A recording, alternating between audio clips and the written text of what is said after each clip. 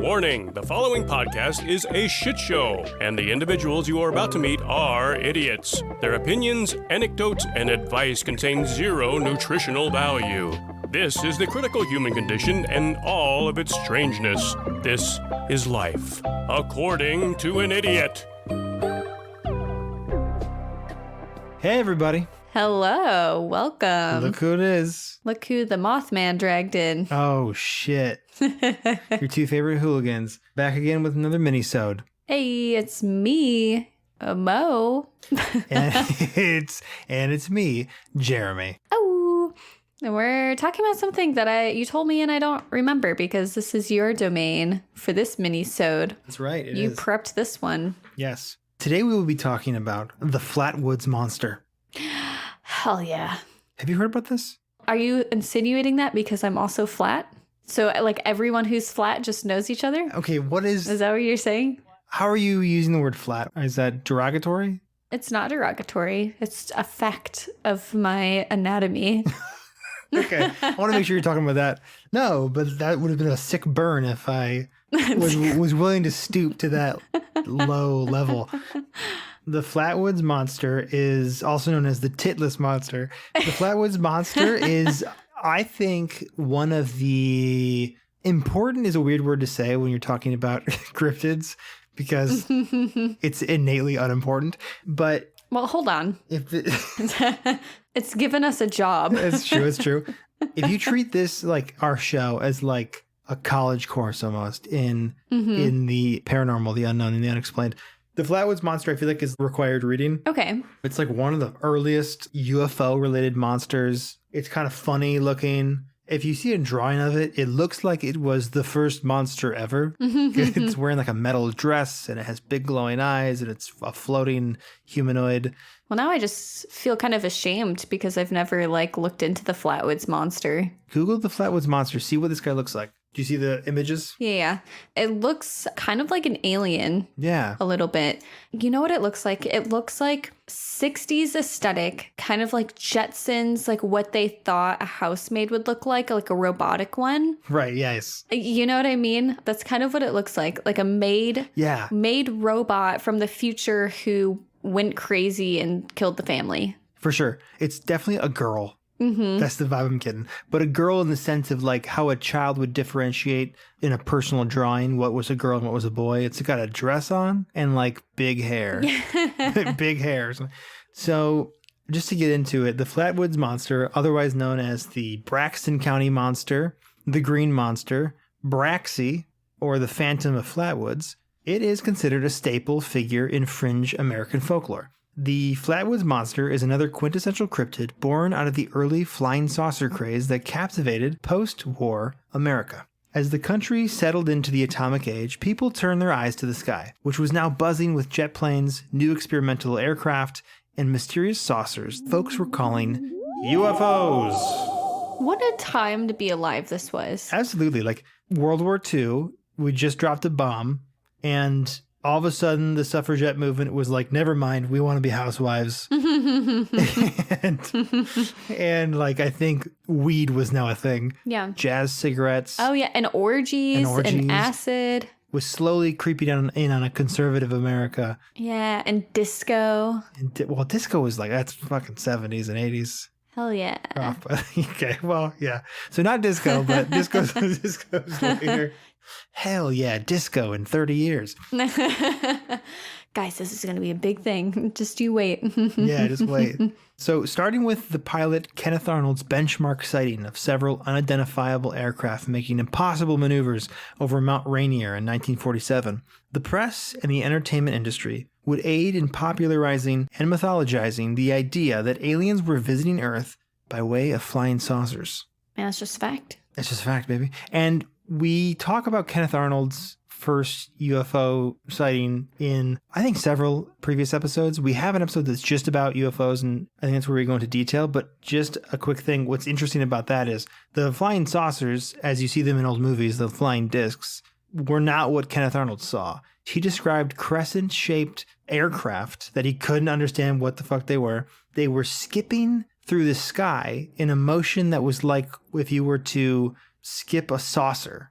like over in water or something. Like they were moving like a saucer over. Like really, you can't even picture an aircraft moving that way. Like it's skipping in the air. It doesn't make sense. It's hard. Yeah. Yeah. It's like kind of trippy.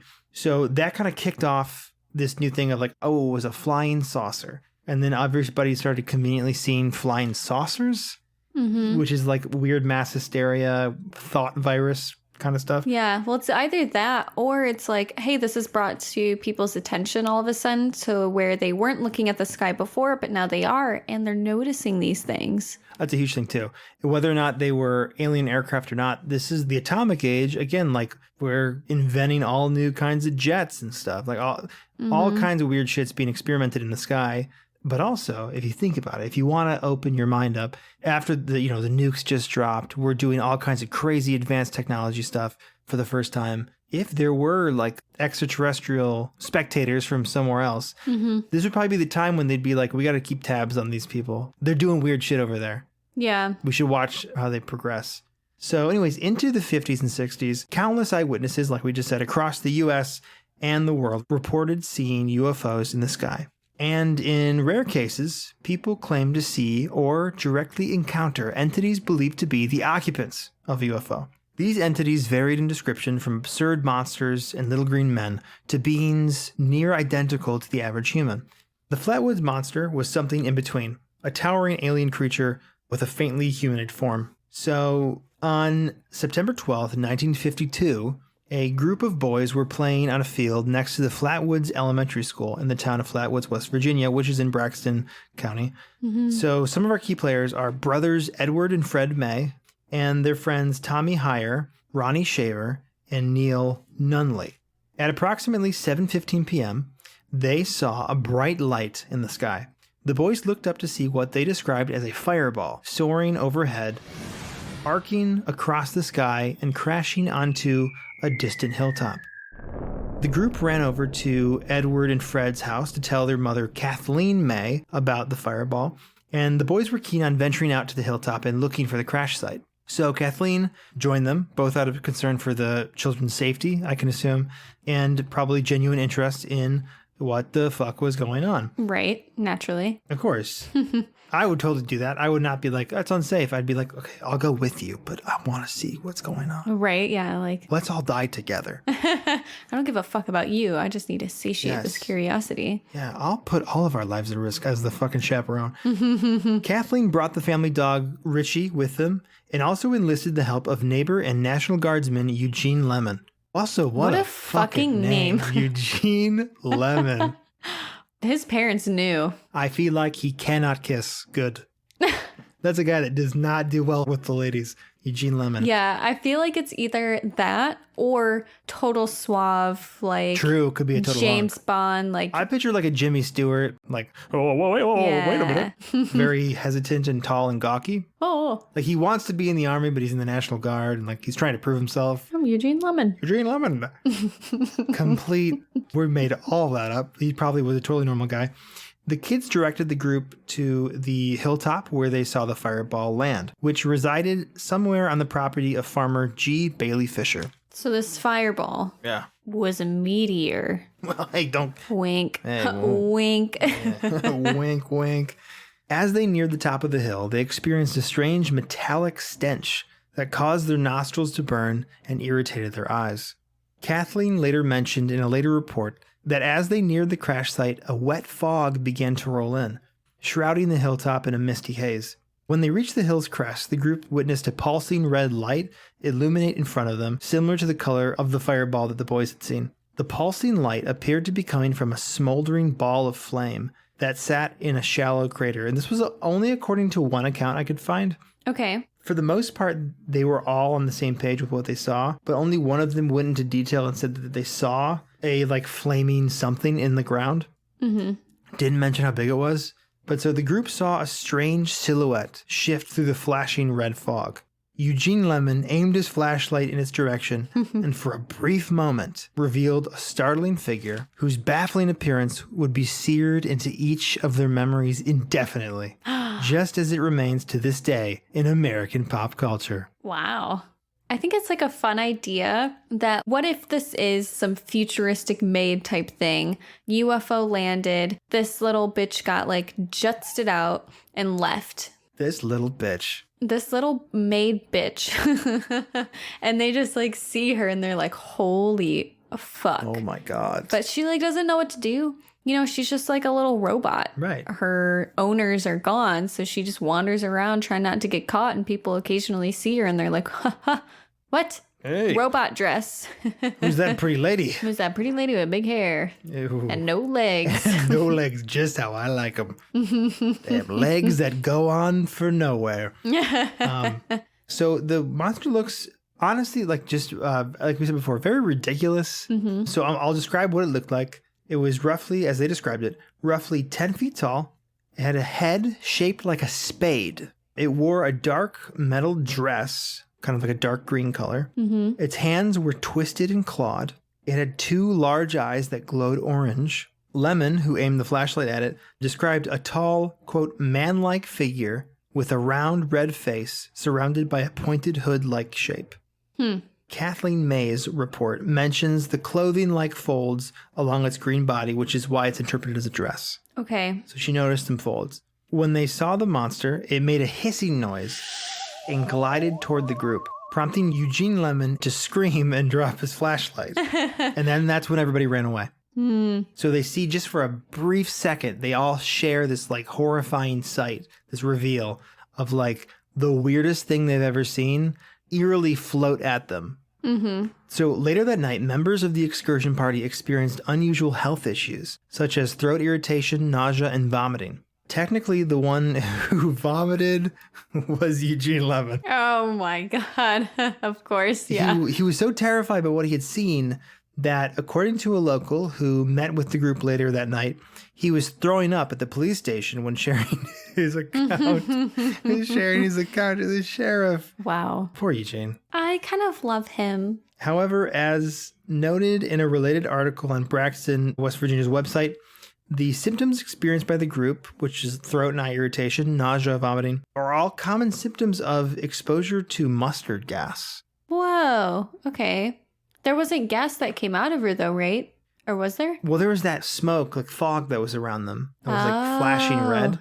I see. Yeah, and after Eugene Lemon and Kathleen May provided their own reports of the incident to the sheriff's office, local authorities promptly drove up to the site of the encounter and found nothing. However, the following day, an investigative journalist with the local newspaper announced that they had also explored the hilltop area and found large skid marks, as they called them, as well as a, quote, odd gummy deposit on the ground. Yeah, don't be alarmed. My dog was just over there.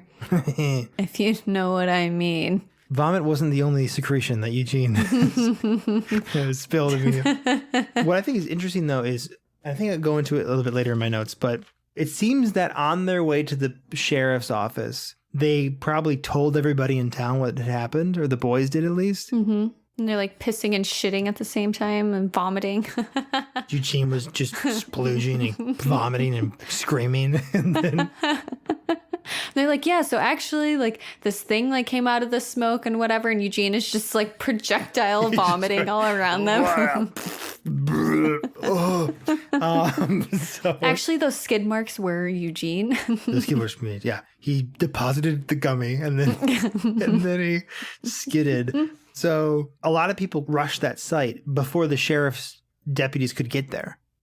So like any evidence was probably destroyed regardless. Yeah. They were talking about how people even drove a truck through there to see what they had seen. So, whoa, okay. Which were probably what the skid marks were.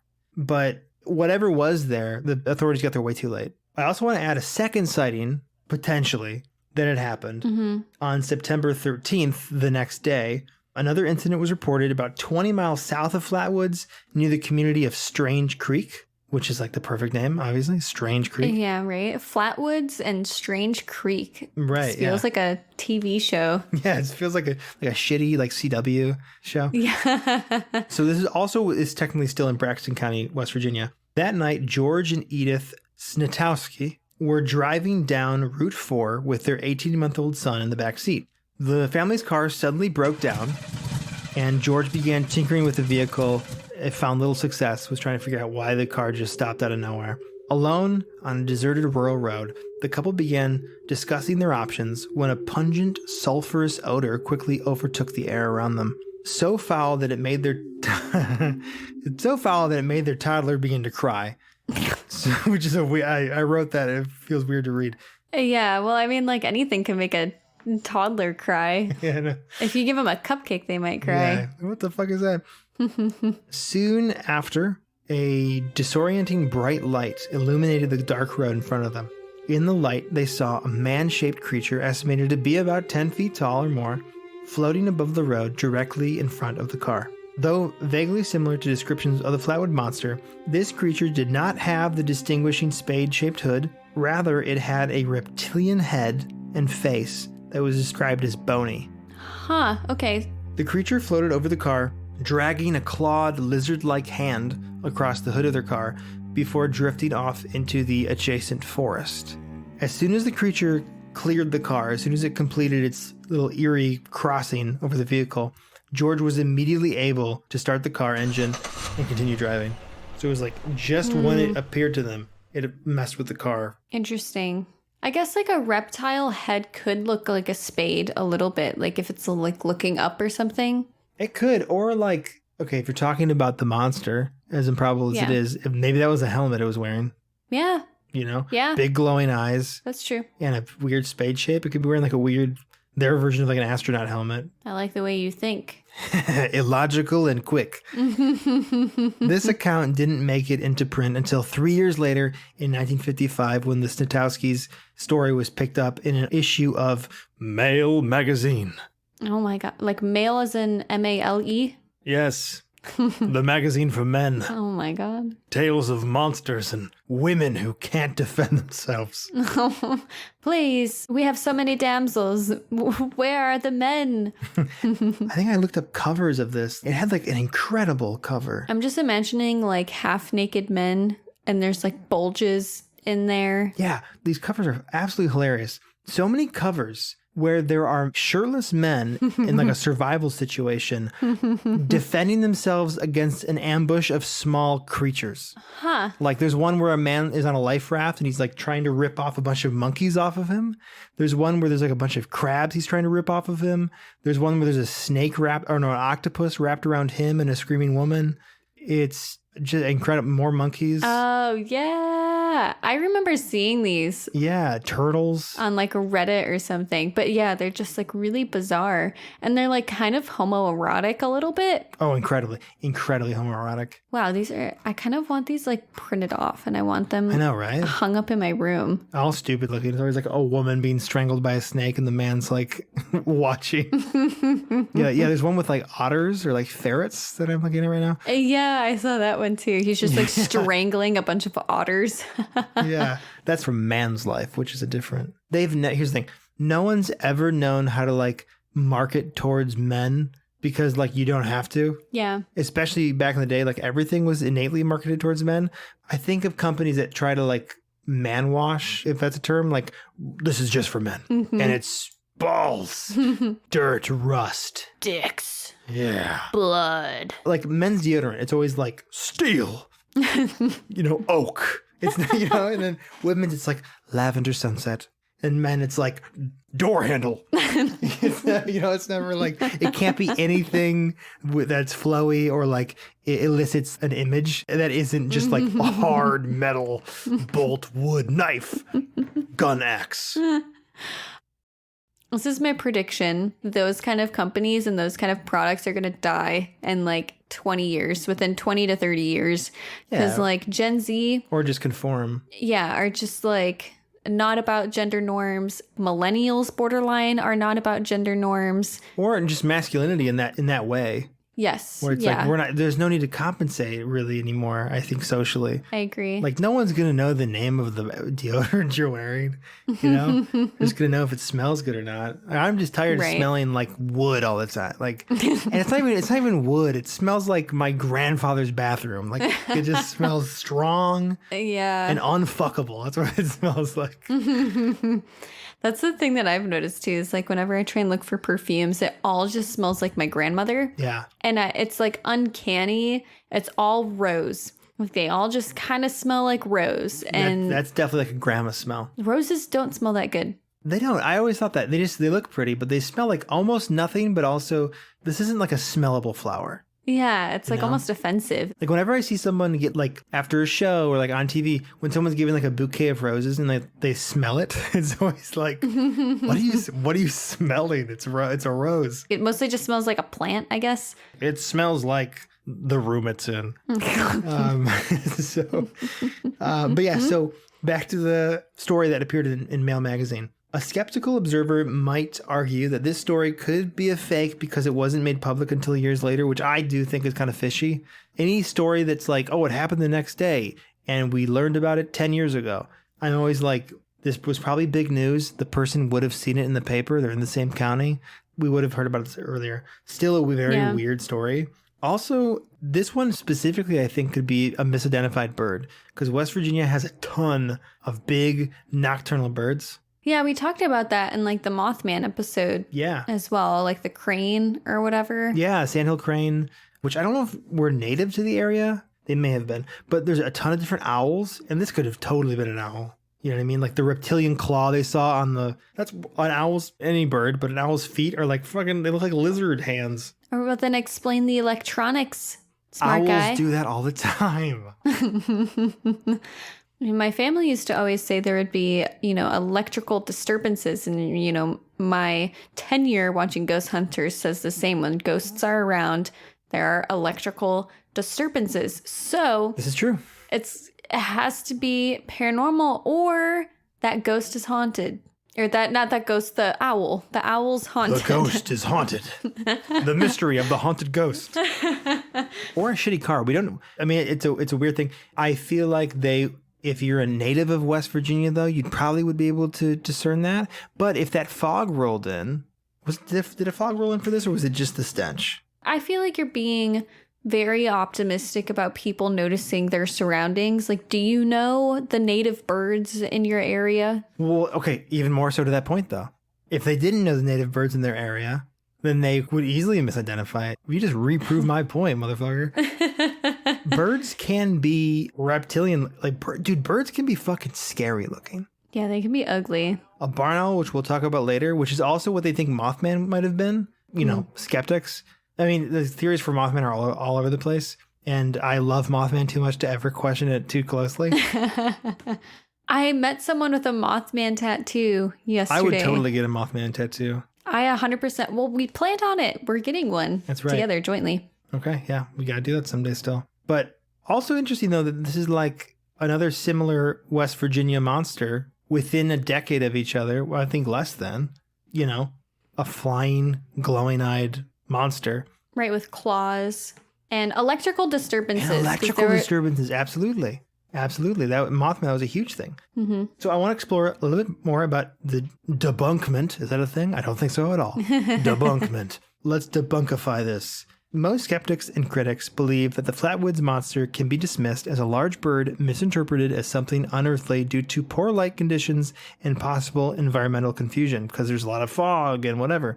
So the agreed upon culprit is a barn owl. In an interview with Snopes.com, paranormal investigator and senior research fellow for the Committee for Skeptical Inquiry, Joe Nickel, strongly believes the monster could be a large barn owl. This would account for the glowing eyes, the clawed hands, and the high-pitched hiss, sound they heard. Okay, what about the spade head and the metal dress? Oh, metal dress, I have no fucking clue.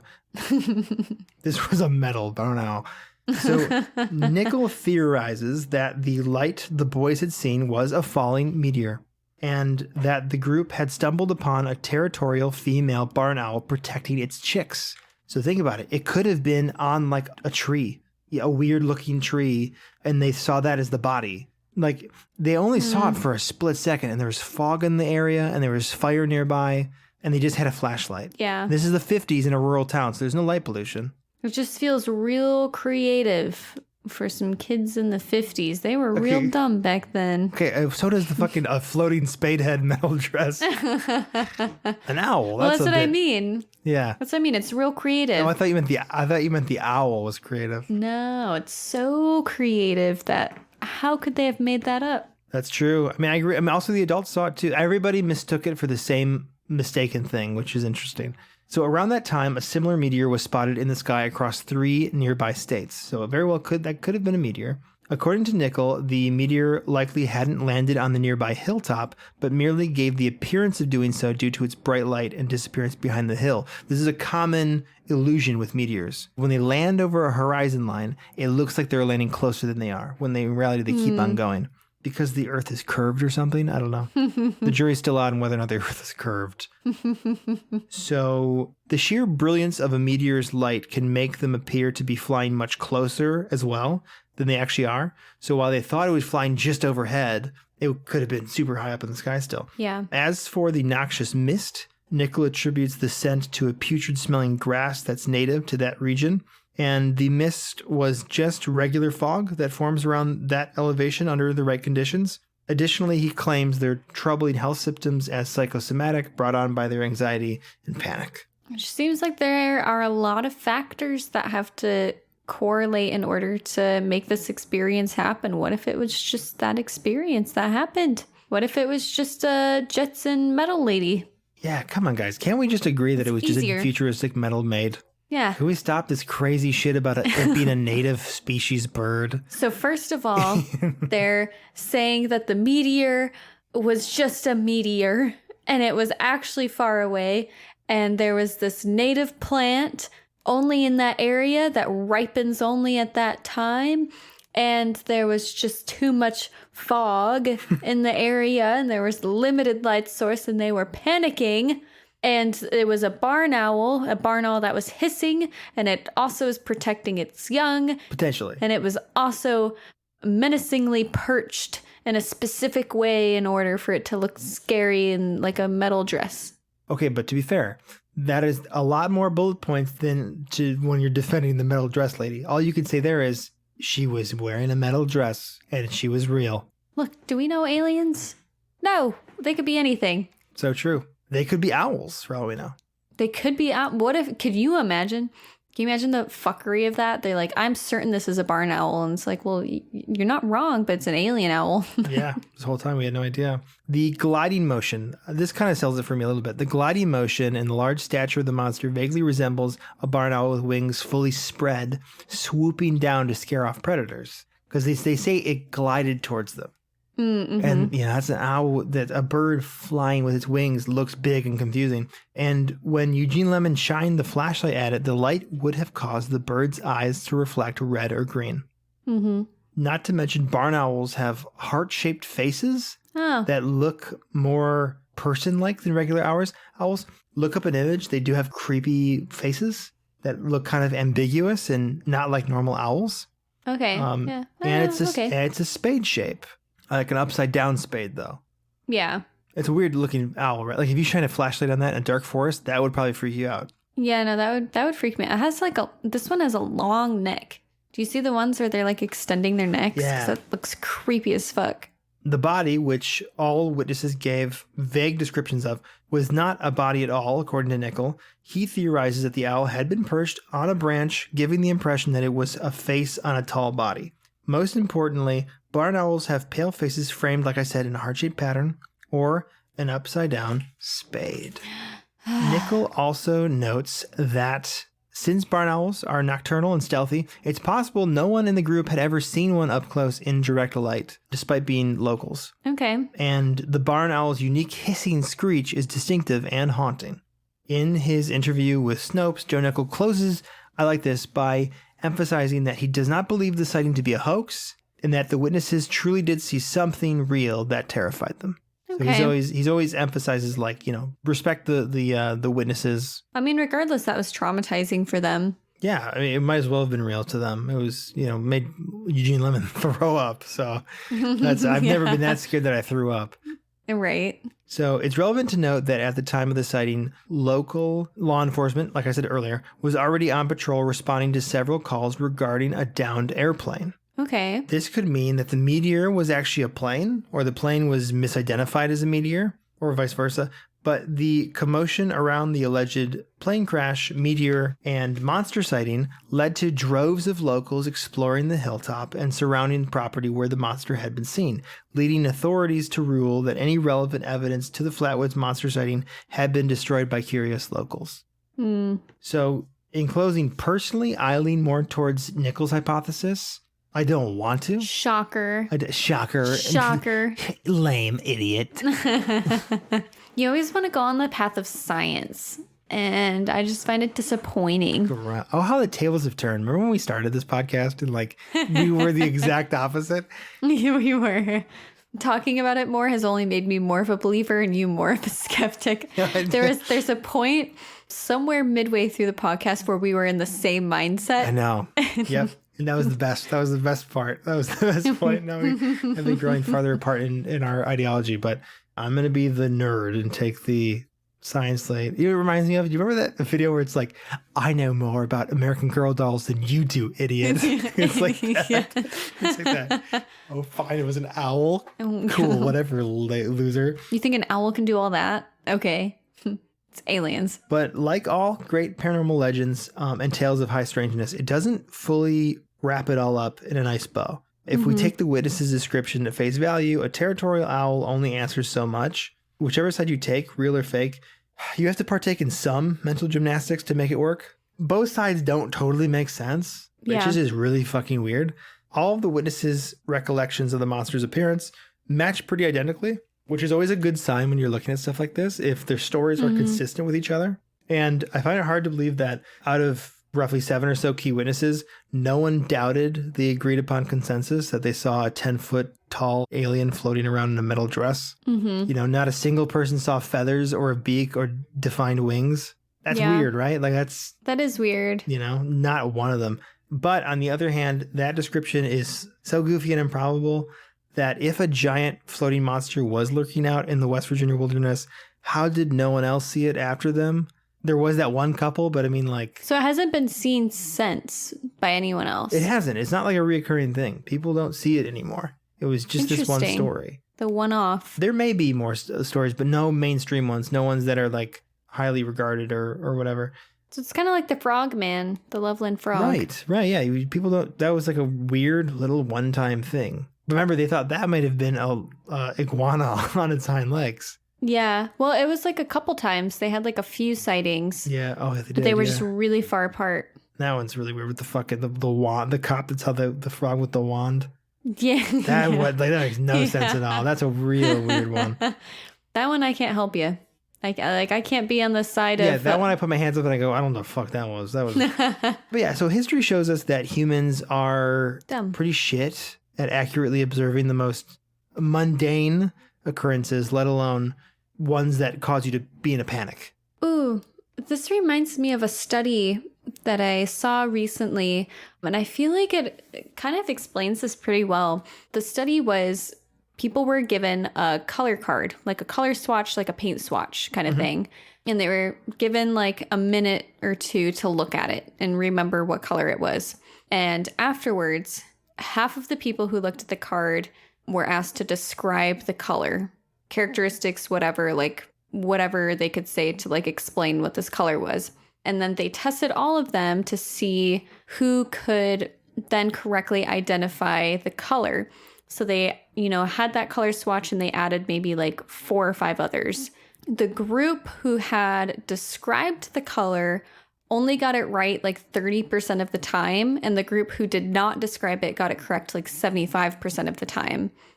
So it's kind of this weird, interesting thing where if you're describing something, you actually have a worse recollection of it. Weird. So I feel like it's kind of like a similar thing. Like these people had to describe it so much, so because they had to like describe it so much, they almost have like a worse recollection of the actual events. Part of that might be because you're extrapolating. Because every time you remember something, you're then remembering the last time you remembered it. And then you could be adding things. It's like a dream. I feel like we talked about this recently, but like when you have a dream and you retell the dream, you're definitely adding details that weren't there because dreams are so full of holes. Like dreams are so like weird and cerebral. And when you wake up, you have to articulate it. You have to put it into words. And so you start adding stuff that wasn't there, but it's because you have to bridge the gaps that your brain didn't give you so you could explain it to other people. And so like I feel like when you see something so weird, you start letting your feelings take over and like help you explain what you saw. So you go like, I saw this tall monster looking thing, and then you go like, it was floating. Oh, and it had big eyes. Yeah, the eyes were glowing for sure. And it was like a weird shaped head. Oh, I think it must have been a dress it was wearing. And then all of a sudden you create this weird, insane thing. Because eyewitness testimony, like I know in court proceedings now, is like considered less and less damning now, because eyewitness testimony is so often wrong. Like if you have 7 people watch a red Mustang drive by, one of them is going to say they saw like a blue pickup truck. It's never going to be great. But if I had to put my money on it, I would probably say that they got spooked by a barn owl. Life is weird, and the human eye can tell as many lies as the brain. And while I believe the world is full of, wonders and mysteries, sometimes it's just an owl. Yeah, as much as I want to believe there's this weird metal Jetson lady hanging around the woods in Strange Creek, I feel like out of all of the mysteries we have discussed, this one is probably one of the more unlikely ones. Yeah, I would agree. I think it is, when you see like artists do like, drawings of cryptids, you'll always see the Flatwoods Monster. Like I guarantee you, if you're listening to this from here on out, whenever you see images of cutesy little cryptid monsters, whatever, like Etsy artists always do stuff like that, you will see little Flatwood monsters all the time because it's so iconic and so unique looking. I see them everywhere whenever I see paranormal like cartoons and stuff like that. It's right up there with Mothman and Bigfoot. That's interesting. Again, a huge part, weirdly enough, of the zeitgeist, the paranormal zeitgeist. Yeah. That's why I thought it was important to talk about as part of the whole mural that we're creating each episode with this, Flatwoods All Monster. The spooks and the monsters. Yeah. That was interesting to learn about. West Virginia is the motherland of monsters. That's what I learned from this too. Yeah. A lot of weird shit happening out in West Virginia. West Virginia for monsters and cryptids, and then I think Massachusetts or Connecticut for hauntings. Yeah, which, I mean, okay, it makes sense because New England is like the oldest part of the settled country, right? And then like West Virginia is like the most wild. And also a ton of folk traditions out there in the South. A lot of superstition too, right? Right, yeah. Lots of running water.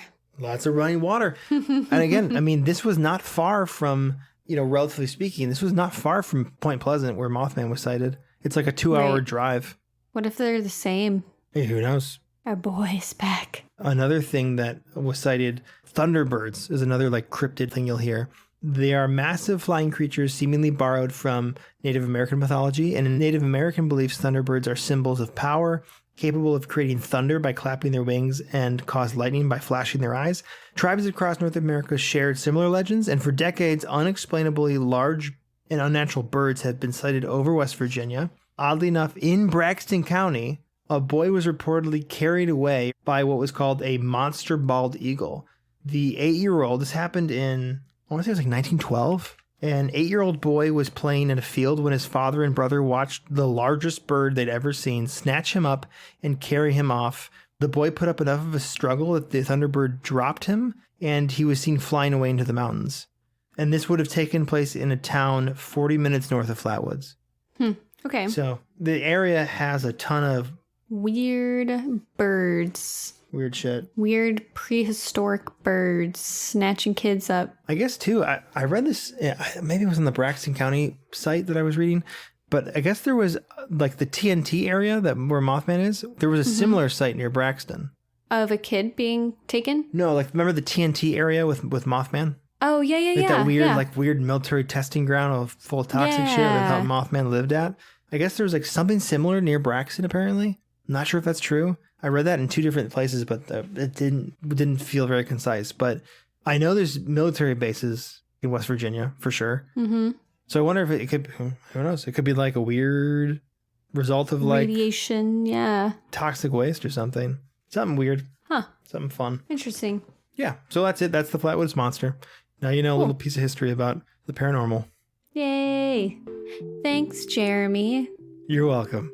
Now, take us away, Mo. All right. If you guys enjoyed listening to this episode, please let us know on iTunes. And you can also review us now on Spotify. It helps get the word out and lets other people find the show. Please let us know what you thought. If you have episode ideas or if you just want to give us general feedback or just say hi, you can email us at accordingtoanidiot@gmail.com.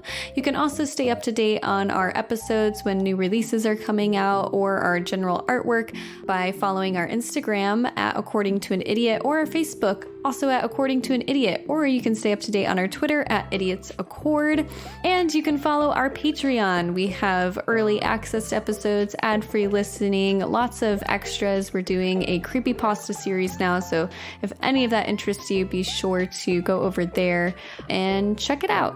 Yeah. I think that's it. What they said. I agree. Well, hey, thank you for listening. As always, watch the skies, and I will see you in time. Love you guys. Bye.